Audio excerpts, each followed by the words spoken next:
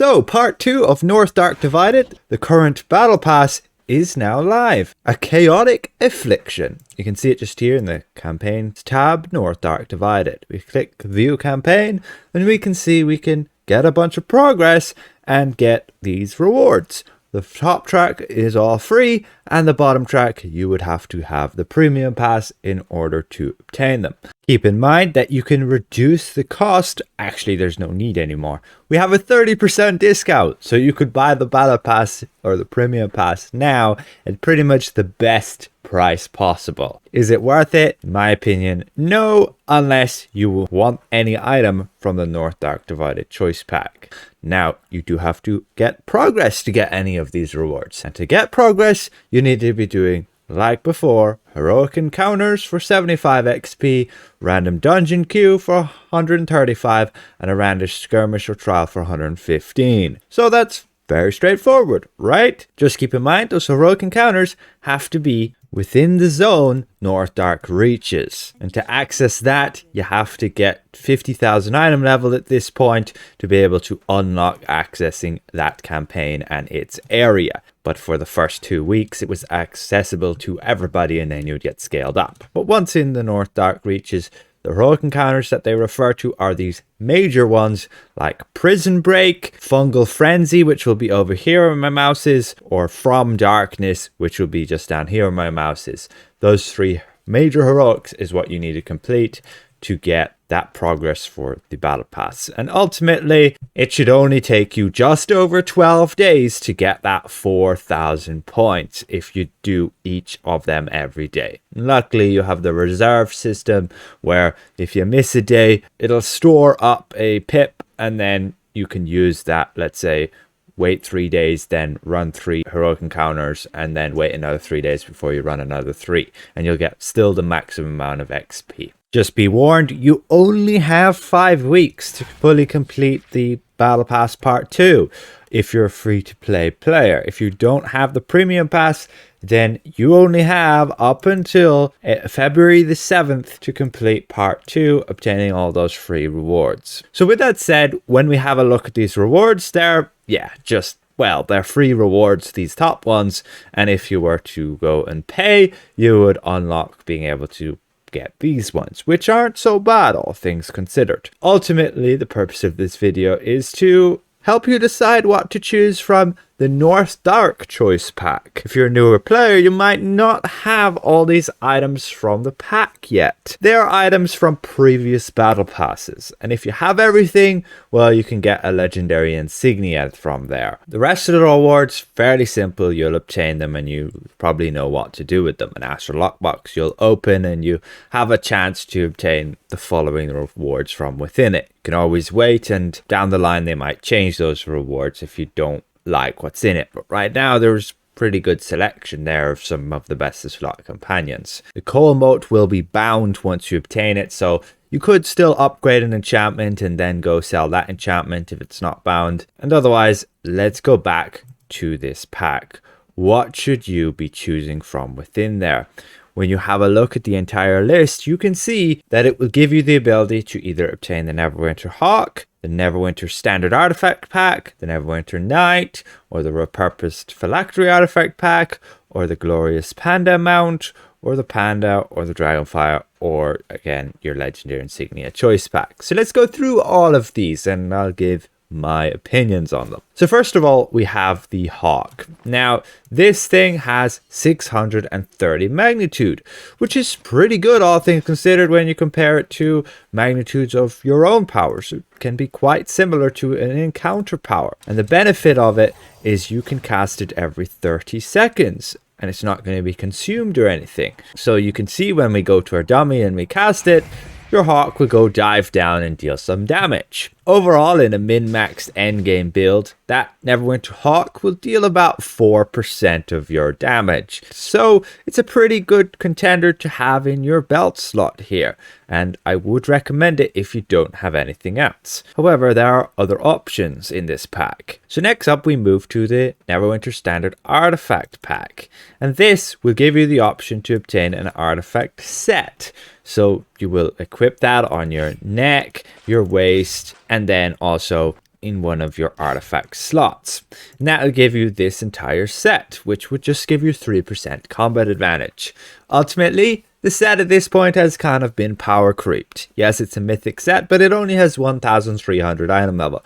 You can get better sets for much higher item level at this point. So I would not consider it as useful for anybody. The artifact, on the other hand, is somewhat useful and viable for increasing the effectiveness of your team. But again, there are just better options out there right now, including 10 other better options. So I don't see it as viable to have at all. And so do not go choosing this from the pack. Then you have the Neverwinter Knight, which is a very solid companion because it's going to give the offense power of increasing your outgoing damage. When on Mythic, it will give that 7.5%. On Epic, when you initially obtain it, it will only give 3%.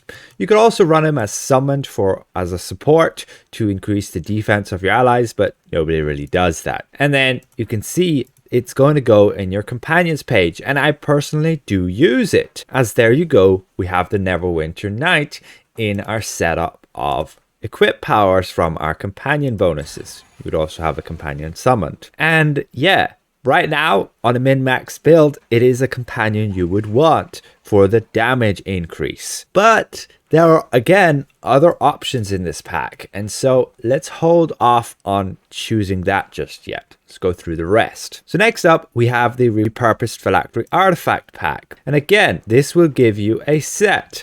You're going to get your neck and waist and an artifact. And again, we can equip that along with the artifact, and you can see it will give you the benefit of even a bit more item level than what you see with the Neverwinter set just here. 1500 on the pieces there, and it will give you only like 3% power. So as a result, it's pretty much the same as this with 3% combat advantage, at least on a min-max build with 100% uptime combat advantage. But again, there are just better options out there. For a healer looking to min-max their stats and item level, it can be a viable option. But again, I wouldn't go obtain it from this pack for that reason.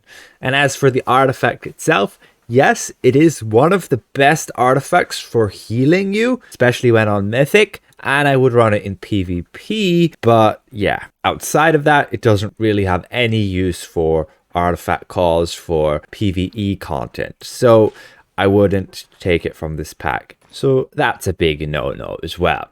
Then we have the mount, which is a glorious panda. And to be honest, it has nothing great going for it other than the cosmetics. If you want to know what it looks like, let's go and equip it. And you can see it's going to look like this. It's got a fancy mount up animation. We can play that again there.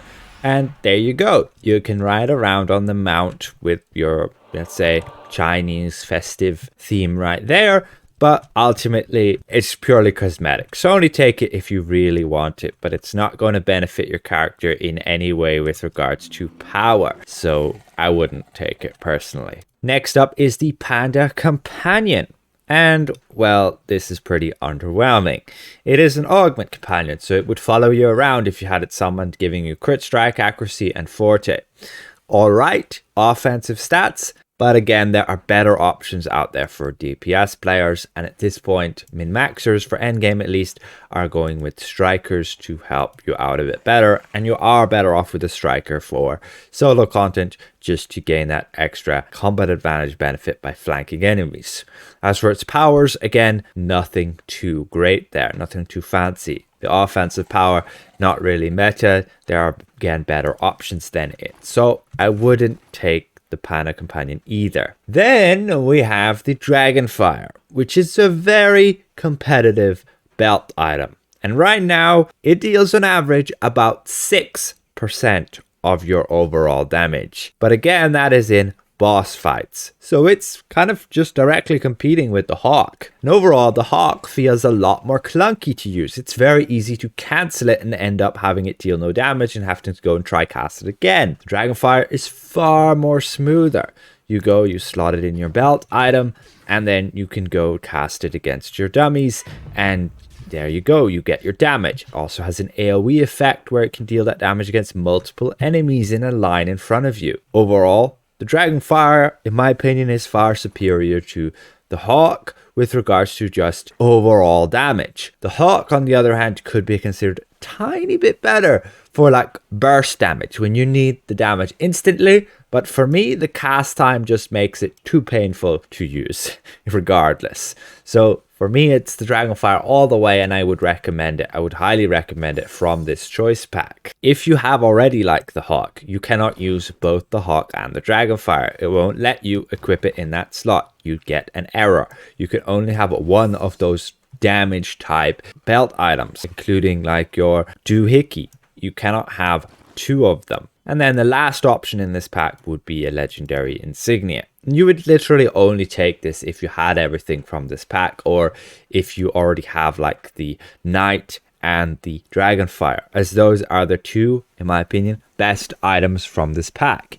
Even if you're playing it as a tank character or playing as a healer mainly, I don't see the other option as really viable. Yes, the sets are there, but just go and buy the Assassin set if you need some item level, and it'll give you some stats. And if in Underdark, it'll give you some decent stats for both a tank and a healer, and you'll be able to get it for fairly cheaply already on that legendary with 1800 item level. That's more than either of these two sets, and the artifact from it will actually be useful. You can get that upgraded to mythic, and it will give you a nice debuff ability to reduce the enemy's effectiveness, increasing your allies' damage against them. So just keep that in mind. Again, as a DPS player, you're basically gonna have to decide between the Dragonfire and the Knight. And if you want my opinion, I would go with the Dragonfire if you don't already have it. Mainly because you can use other options instead of the Knight, and to boot, you have to upgrade the Knight. So you already have to spend extra resources in order to make it effective. You may already have a bunch of mythic companions, like you might have this Black Drowned Ironstone here instead, and that's perfectly viable. You maybe only lose a small tiny % of damage compared to using the Knight instead. And so overall, the Dragonfire would give you a much higher increase, and that's what I would conclude it at. So hopefully this was somewhat insightful to you guys, and that I may have helped you make up your mind. Special thank you again to all of these channel members for helping me keep my channel going. We'll see you guys around. Goodbye for now.